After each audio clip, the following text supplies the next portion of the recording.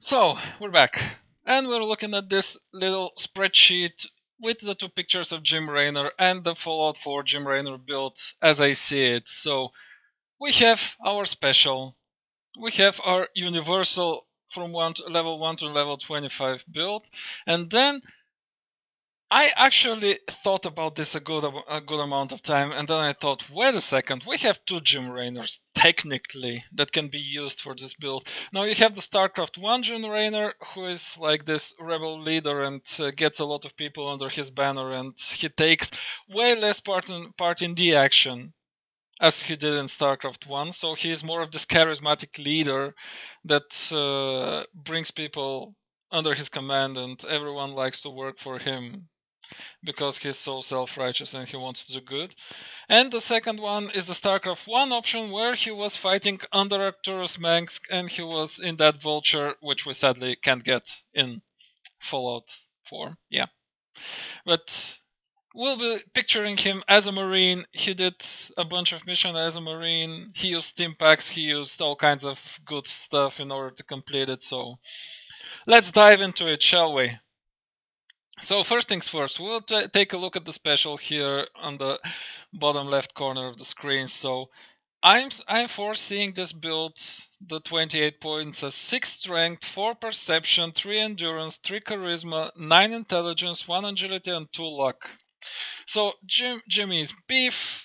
The 6 strength will be perfect for him. We'll be adding the bobblehead to make this perception from 4 and increase it to 5, which will allow us to use Demolition Expert and start checking grenades and all that stuff. We're going to have 3 Endurance to give us Life Giver and give us more hit points. We're going to have 3 Charisma because eventually we're going to play with Lone Wanderer. And I'm so it's pretty much your decision, guys. I round up my builds as Lone Wanderer the whole time because I just get sort of frustrated because a companion can kill you even through no fault of your own, and eventually I find it better to just go lone wanderer and enjoy the damage reduction plus extra damage. It is just my preference. You are free to do whatever you want.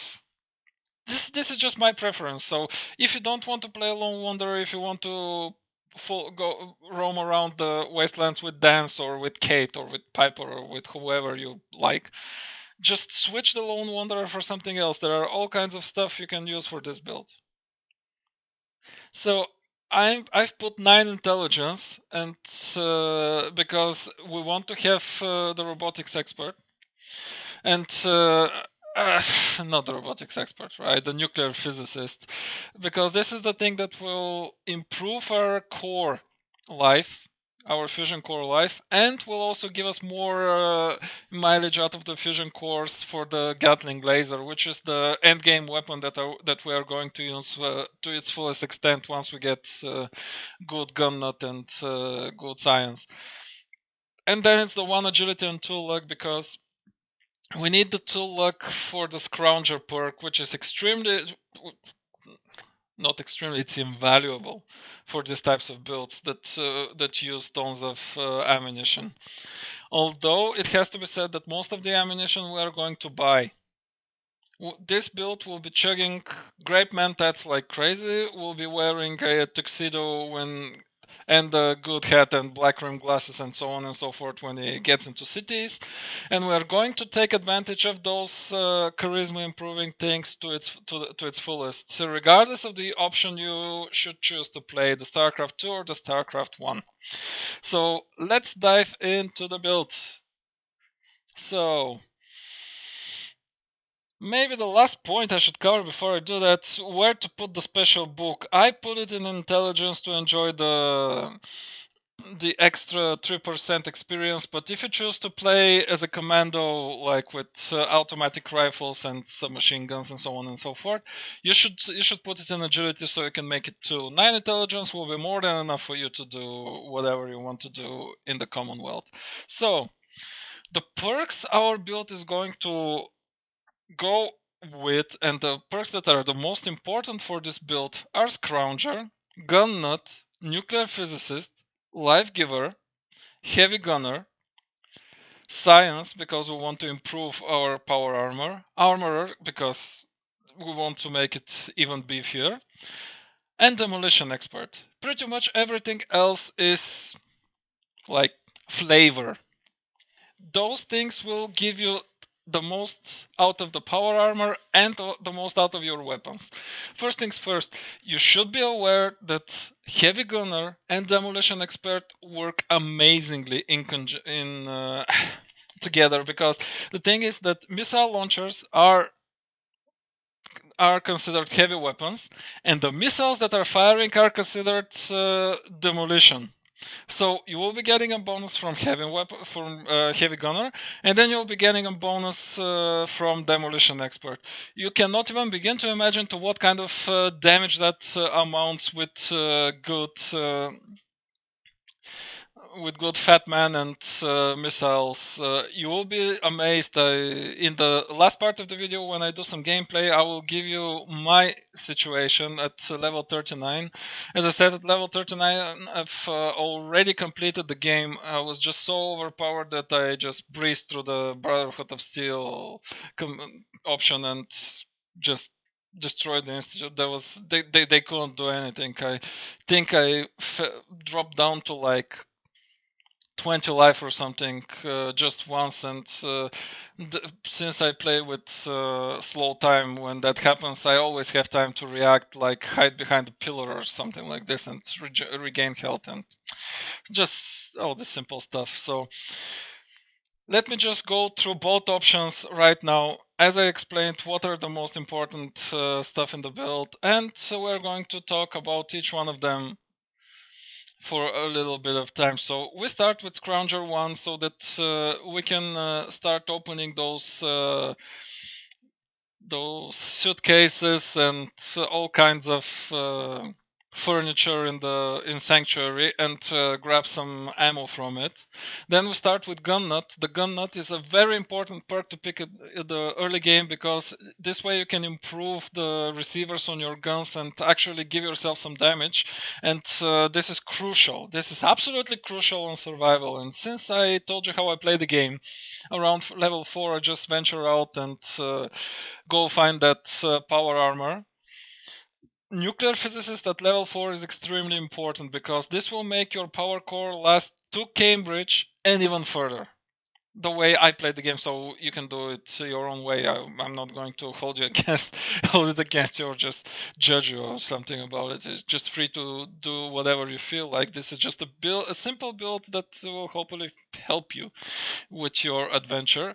So then we start with Life Giver. It's extremely important. We want to have some more life, especially on survival. If you play on a normal or something like this, you can totally skip Life Giver, because your stim packs will be healing you like crazy, and it's very difficult to die on normal, and the difficulty is below it.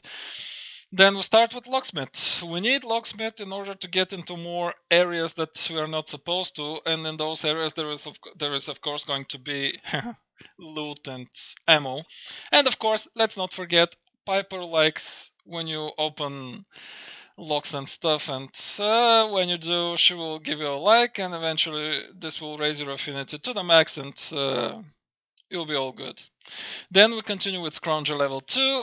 With Scrounger level 2, you will find ammunition roughly in every 1 in 3 containers. Like, it's sometimes even 1 in 2. I'd say Scrounger 1 is like 1 in 4, Scrounger 2 is like 1 in 3, Scrounger 3 is like almost every place, and Scrounger 4 you just find ammunition in every single thing you open. So, level 9, Life Giver 2.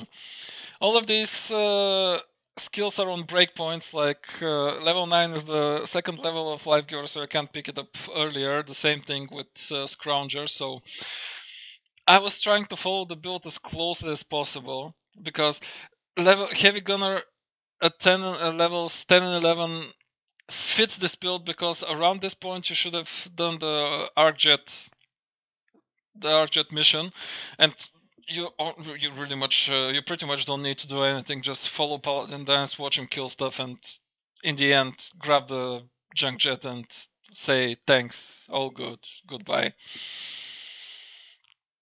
Then on level 12 we take armor because we already have like a T45 suit of armor, which should you have enough materials, you can totally upgrade to the next level.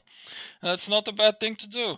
And quite honestly, the armor 1 and 2 are pretty okay to use on one after the other because you can opt to save until armor 2, but the T45 is relatively cheap to upgrade, so that shouldn't be a problem now. I'd save after I get the T60, but that's farther in the game, so. Level 13, gun nut 2, get yourself some better receivers on the weaponry you have. You are fully allowed to use a sniper rifle, just you can totally crouch and get your sneak bonus in the power armor, so no problem. Like, nobody says, yeah, you have the junk jet, use the junk jet the whole time. No, you can do whatever you want. You can even make yourself some auto pistol or rifle or whatever and fight like this. I use the junk jet predominantly because I got used to it, and eventually you can even lob those those stuff you fire from the junk jet over bigger over bigger distances, and it's kind of cool when you see a tin can flying through the air and just outright killing a raider. It's a thing in its own, and don't forget you can shoot basketballs from the junk jet. So if you find a basketball, store it in a safe place, otherwise it will get used for rubber. And if you have like 5-6 basketballs at one point, you can totally use the junk jet to shoot some hoops. Don't forget that. This is very important for this build, even if completely like unnecessary. So then we get nuclear physicist 2, so our cores are going to last even longer, and science 1, so we can start modifying the T45 with some simple stuff. Then we get armorer 2, and we can improve the T45 some more, and then we start working on the demolition expert, because this is usually the time when grenades start showing up, and the thing is, it's not easy to find missile launchers and missiles before level 25 or so, and this is why I'm grabbing all 3 of the demolition expert between levels 17 and 22. So when those show up, you'll be totally ready. So it's demolition expert 1 on 17, locksmith 3 on 18, and you'll be able to open master lock, so nothing can stop you anymore. Demolition Expert 2 on level 19 and Life Giver 3 on level 20. With Life Giver 3 you get some regeneration, and that does stack with the regeneration provided with the Stim Pack, like I mean on survival. And honestly, it's still not enough to save you from a huge poison hit, but well, at least you can try. At least you have a chance of surviving. Let's put it like that. Then we get Heavy Gunner, and around level 20 there is something that is extremely important to do, so you must not forget about it. On level 20, in Bedford Station, the one that we've passed around on the way to Diamond City, if you follow the railway, there is a blue card in which you can find the very cool and very amazing railway rifle. So the railway rifle can be upgraded to be your substitute sniper. So, or pretty much your sniper should you decide to use one. On level 39 my railway rifle does 100 damage, and if you sneak, if you crouch, you'll be doing 200, and that's actually rather nice.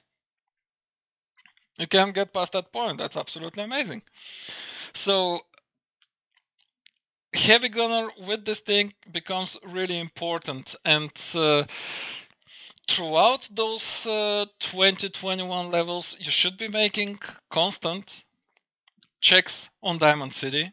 You should be buying the whiskey from all the taverns. You should be making your own mentats and grape mentats, and you should be using that in order to buy all the power cores that you see. Fusion cores, sheesh, I always call it a power core. You should buy all the fusion cores that you see and sell all the equipment that you don't need. So just grab Piper or whoever you've decided to follow you during that quest, during that last mission and so on and so forth. Just stock them up on all the unnecessary pipe stuff or whatever you don't need. Go to Diamond City, fill your pockets to the brim, sell it, buy all the fusion cores and railway spikes and whatever you find up until that point, and go back fighting.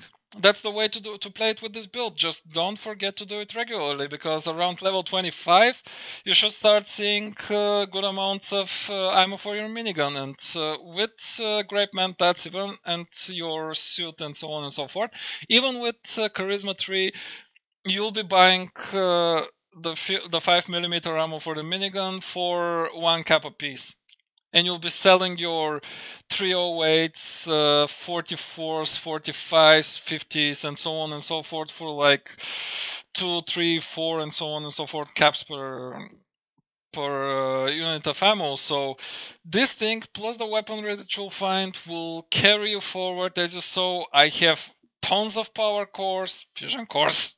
Damn, I always make that mistake. You'll have to excuse me about that though. So as you saw, I have all kinds of ammunition. I have all kinds of fusion cores and so on and so forth, and none of it is cheated because I simply use this trick. You'll get addicted to grape mentats, but quite honestly, if you're fighting and selling and fighting and selling, you'll be chugging grape mentats pretty much once every couple of days, and then you can pay 75 caps to cure addictions, or just when you think you're ready with all the thing and with all the buying and selling, just grab an addictol or something like this. It's up to you to decide. Quite honestly, I lived with the addiction for a good till about level 35 or so. So, back to the build. Heavy Gunner 3 on 21, Demolition Expert on 22, Science 2 on 23, Scrounger 3 on 24, and Gunner 3 on 25. We're pretty much picking the perks that we absolutely need for this build. And now is the place where it gets interesting. After level 26, you can choose to play as the more people's person Jim Raynor or the StarCraft 1 Jim Raynor. So the StarCraft 1 Jim Raynor is a Marine. He uses chems, he uses the stim packs, he says, yeah, that's the stuff, and so on and so forth, and he goes crazy on the enemies. The StarCraft 2 option of the Jim Raynor is more of a people's person. So he will get more charisma, he will eventually get local leader, and so on and so forth, all that good stuff to make pretty settlements and get more people under his banner. So it is up to you to decide which option would you like to have. They are pretty much carbon copies of each other with a small difference in skill setup. So in the StarCraft 2 option, we will still be working on nuclear physicist, armor scientist, and so on and so forth, and demolition expert. The things that I've covered in the beginning of the video, but we will get on level 29 a point of charisma, on level 30 another point of charisma, and I would strongly suggest you do the Jack Cabot quest around this point, because first it's very interesting, and second you will get the charisma bobblehead. And on 31 and 32 we'll get the 2 local leader perks, and on level 33 we will get medic 1 in order to build clinics in our settlements, which will actually be very beneficial because this will increase the happiness in our settlements. We will eventually get to cap collector and so on and so forth, but it's just not now, probably on level 51 and 52, because the thing is, you will need to grab all the important perks for this build. There is no getting past it. If you really want a build with full local leader and all kinds of good settlement build up, you will see the Arcturus Manx build. That's all I can tell you. I will upload it in the next days. So back to the build. Demolition Expert 4, Heavy Gunner 4, and here we will start to use Lone Wanderer, because by level 42 in this case, because all of these 3 levels are important, because Lone Wanderer is technically a level 40 perk, but these 3 are important. By level 42 we will start working on your own through the wasteland, because as I said, in my opinion, the AI for the followers is really bad, and they can either kill you or sometimes break your sneaking or do all kinds of stuff that are not exactly a good idea. And if you don't have the, I think it was the first level of inspirational, your companions can hurt you with grenades and missiles and all those stuff. And quite honestly, I'd rather not have that. I play with a companion only if I go with a charisma heavy build. And why this is slowly turning into a charisma heavy build, we will need it mostly for local leader and all the stuff to make good settlements, bring as many people to our banners, and pretty much turn Jim Raynor into the Jim Raynor that's in StarCraft 2, the people's person. So then we go Scrounger 4, so you'll find ammunition pretty much everywhere. Lone Wanderer to Armorer 4. This is extremely important to grab on level 39, and we will see it in the next part of the video because I just hit level 39, and with Armorer 4 and with Science and the amount of Science that I have, like level 3, we can actually make our X01 armor look very good and very powerful. So I'll get to that. We'll work on it. But that's in the last segment of the video. So level 40 is Gunnut 4 and level 41 in Science 4. With these two, you will be able to make the Gatling laser the, to be like the most overpowered weapon in the game. You will also be able to get your minigun to new heights and so on and so forth. These three perks are pretty much round up your build. Then it's Lone Wanderer 3 for 25% more damage when you're venturing alone. And now you can actually see how this build rounds up. So you have Heavy Gunner, which gives you damage. You have Demolition Expert, which gives you damage to your missiles and Fatmans. And then you have Lone Wanderer 3, which gives you another 25% damage to everything you shoot. So this is amazing. But we're not stopping there. We're going to push up the damage even further with Bloody Mess. Now, as I said, around level 42 the build is pretty much complete. All you need to grab later on is Heavy Gunner 5 and then you're done. I opted to get Medic 3, 2, 3 and 4 just to give myself some more survivability, especially on survival, because with Medic 4 your stim packs work faster and they will heal you faster. So you can survive that poison. I know that for a fact. I did it without the power armor, so if I can do it without the power armor, you can do it with power armor. So level 47 is Heavy Gunner 5, and then we round it up with Bloody Mess. Bloody Mess 1, 2, and 3 will give us a total of 15% more damage, and Bloody Mess 4 is good because we are playing a very combat-oriented build, and in my opinion, the best way to play this build is by having a minigun, the railway rifle, then to have a flamer.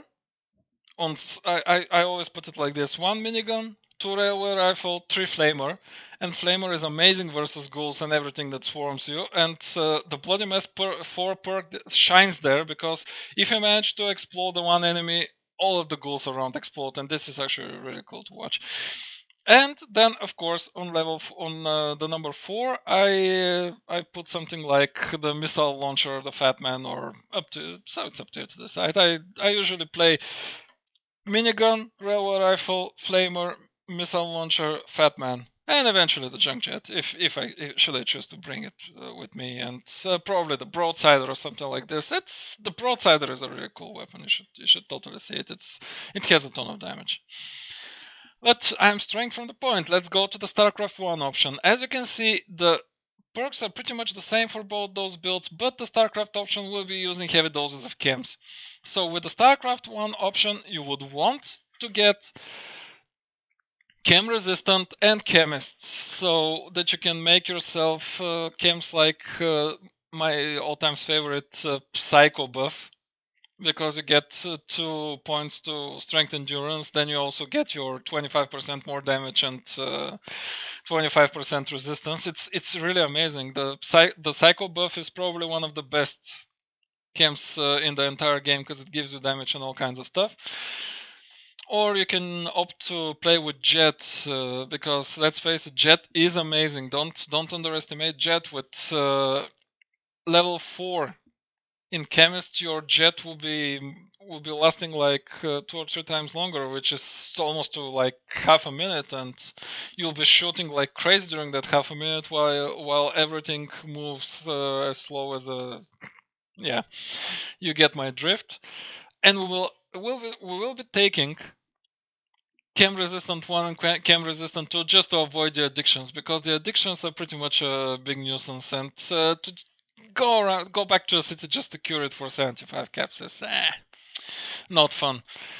The thing is, one of the problems is the endurance bobblehead. The endurance bobblehead is in a kind of far away. You will have to check wiki for that. It's kind of far away. At level 428 with power armor, you can totally get it, but you will be going through some areas that are full with slightly more advanced enemies. So you will have to be on your toes. This is pretty much a given. So the only difference in this type of in the StarCraft option is that on level 45 we'll be taking Chemist 4. We'll be omitting the Medic because we will be using heavy doses of chems and we will not be dying easily. We will still be taking Bloody Mess, but we'll also get 2 levels of Steady Aim to compensate for the fact that we're not taking Medic. So Steady Aim gives you an increased accuracy when you're shooting from the hip, like when you're not aiming. This will allow you to play in third person and first person however you feel like, without having to press the second button in order to like put your gun towards a target. Playing from the hip is actually better because it gives you more mobility, gives you more agility, and everything that comes with it in a firefight. And this is actually quite important because, quite honestly, playing in a third person, which is something I don't usually do, it is actually really good. So while you won't see it on my build yet, I have uh, I have a save game. I think around level.